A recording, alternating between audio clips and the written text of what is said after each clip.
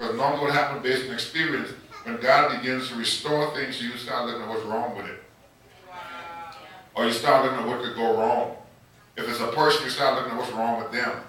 If a situation or a promotion or job, you start looking at what's the setup, what's going on, what could go wrong here. What am I going to do to mess up? What are they trying to do to me? You could easily, when God restores something to you, begin to look at the worst of it. And if you begin to approach it that way, it's going to be hard for you to really see what God is doing, because you're looking at what the devil is doing more than what God has done. Somebody say amen. Now when you're dealing with people, some of you going through some restoration of people in your life, God restoring people according to his promise. And you have to understand that when God restores a person, a relationship, and you begin to fellowship, I'm talking to somebody, and you begin to fellowship with that person, don't start looking for an explanation of why you haven't been talking for the last 10 years. You don't want to go into the restoration starting off with an explanation from them, or you trying to explain to them what happened. Just enjoy the moment. I'm preaching real good. Just enjoy the moment, let the process take its place. Don't let your mind get to working on you and you want to explain to them, and you, in the first conversation, you're trying to discuss the last 10 years. No, don't do that. Enjoy the moment. Don't ask them to explain nothing to you. Don't try to explain nothing to them. Because it was all that explanation that got things messed up in the first place. Y'all stopped talking because y'all were doing too much explaining. It's not going to take long tonight, but I know I'm going to help you. You understand now, when restoration takes place, and it's happening in some of y'all's lives already, and if it's not, it's going to happen. When God restores it, don't bring up the past. Let the past be the past. And begin to look towards the future. Because if you're looking at eternal life, you know it came at God's appointed time. Remember, we're in due season, right? So if it came in due season, it means that God said, now it's time for me to bring you all back together. So you can't walk forward and looking backwards. Because if one person walking forward, looking forward, the other one looking backwards, somebody's going to get left, or somebody's going to get tripped up. So when this restoration comes now, remember what I'm telling you. You're here tonight. Don't bring up the past. Don't ask them why they left. Don't remind them what they did when you left. God help me here right now. Don't remind them of the reason why you stopped talking to them or why they stopped talking to you. Don't bring none of that up. Don't bring up their weaknesses, your weaknesses. When this opportunity comes, leave the past behind you. Start looking forward. Start talking about how we can get where we're going. Are y'all hearing what I'm saying? Because when you start bringing up the past, you get stuck in the place that y'all meet and you never walk forward. Before you know it, you end up going backwards instead of going. I'm preaching real good. I'm teaching real good. Before you know it, you end up either stuck in the place you're in or going back to where you were. Then the next thing you know, there's a need for another restoration because separation has come because we refuse to move forward. Don't bring up the past. Am I helping you here? Yes. Don't look for an explanation. Don't try to explain. You had nothing to do with it. You couldn't have it. It was God's design. So now that the meeting has come, the time for you all to come together, look towards the future. Listen, don't try to be right. I'm giving you points here. Don't focus on right and wrong right now. And as you begin to walk forward, don't try to be more right than them.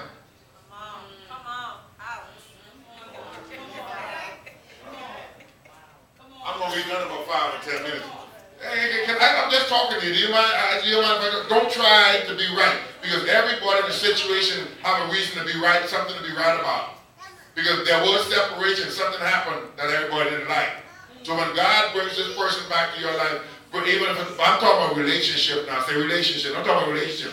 God brings this person back to your life. Don't focus on the right and wrong of it. Don't focus on what went wrong. You don't try to be right in the midst of it. Just receive them because God sent them, and let them receive you because God connected you. But don't be the one trying to be right. That might be why the separation came in the first place. Because they got tired of your judgment and your piousness and your criticism and your... God help me. So let's have a few points now. Next point is, listen without judgment.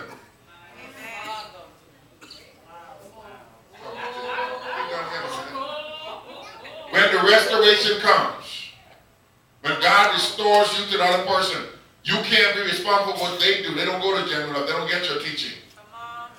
You are responsible for being the one who walks in love.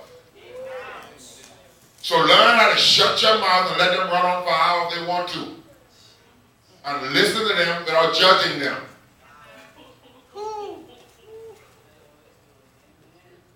I'm giving you some good points. I hope I'll be done in 5 minutes. So when this restoration takes place, make sure that you are listening. Make sure that you engage in that conversation. Make sure that they don't feel like they're just talking and you're not interested. Look them in the eyes that they're talking to. If you're on the phone, say yes or say no. Respond to what they're saying. Listen to them. Engage yourself in the conversation. Make them think they're important.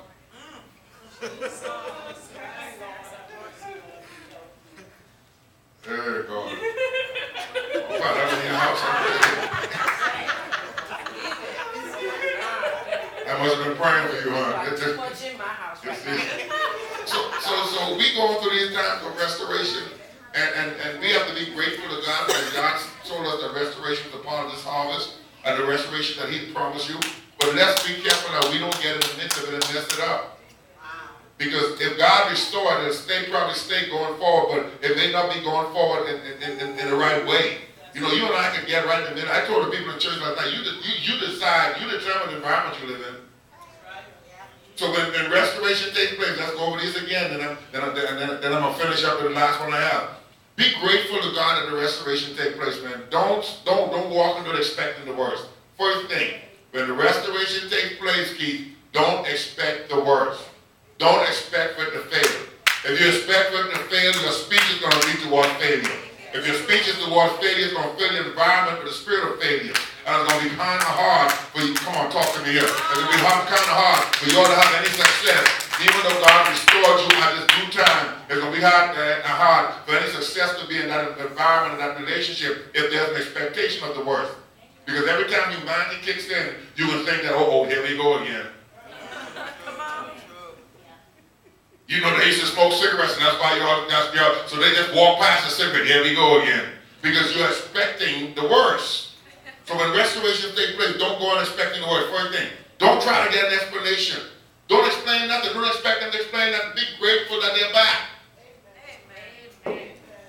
God help me. I'm going to walk this up in a minute. Be grateful. You don't explain to them why they left or why you thought they left and he did this and you did that and she did this and she said that and my mother said this and my grandmother was sick. Don't get into none of that. That's a good preaching, Pastor. Just receive the people who come back and be glad that they're back and let them know you're glad they're back. That's good. Speak towards the future. Don't start explaining your weakness and explaining their weakness. Don't get into that. Am I helping y'all here? Let it go. God saw fit to bring y'all back together now. So don't focus on what used to be. Don't bring up the past. Next point. Don't tell them that their snoring was too loud.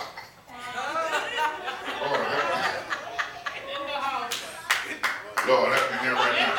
When the restoration comes, don't bring up stuff that people's weaknesses. Don't bring up the past. That's right. Don't tell them how they used to treat you.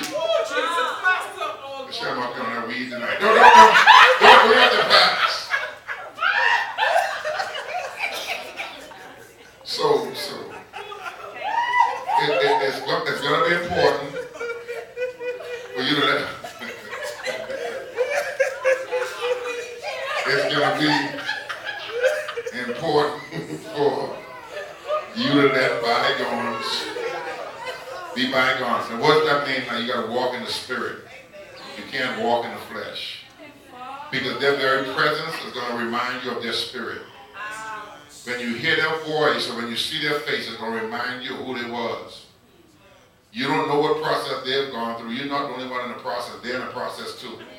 So they may have changed along the way. Are y'all walking with me? So if you have any great expectation about this relationship that you should have, then you should be looking towards the future. And everything they don't associated with their past. Because in transition, you're gonna go. You're gonna sound like who you used to be, because you're not yet who you're gonna be. So even though you're in transition, who you used to be is gonna pop up every now and then. And if you focus on who they used to be, then who they used to be is gonna grow. Because everything you focus on is gonna grow. I remember no matter how high I got my wife, but he's a prophet. He's always gonna be a prophet. She kept seeing me here. When people were telling her to get away from me on drugs, let him go. She kept seeing me in this place. So when restoration comes, when people in the process, there's going to be a time when who they used to be and who they're going to be can get mixed up and confused. One day they'll be who they're going to be. The next day they'll be who they used to be. And the one that's going to live the longest in your life is the one